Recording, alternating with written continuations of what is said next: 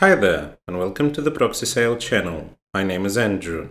In today's guide, I will show you how to set up a proxy in the Logii Anti-Detect browser to enhance your online anonymity and security. Let's get started. Open the Logii Anti-Detect browser. Navigate to the Profiles tab and create a new profile by clicking on New Profile.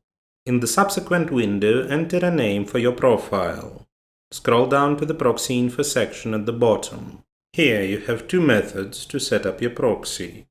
By selecting Proxy String, you can set the proxy in one line in the following format: IP, port, if it is a free proxy, and IP, port, username, password, if it is a personal proxy.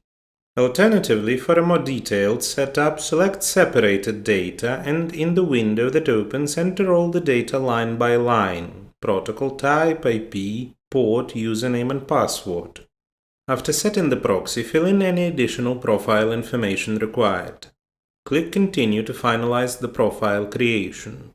The profile has been created and a proxy has already been set in it, ensuring your online activities remain anonymous and secure. Let me remind you that your work as well as your accounts may be at risk if you operate with free proxies that can be found on the network. Such proxies do not have guarantees of anonymity and security.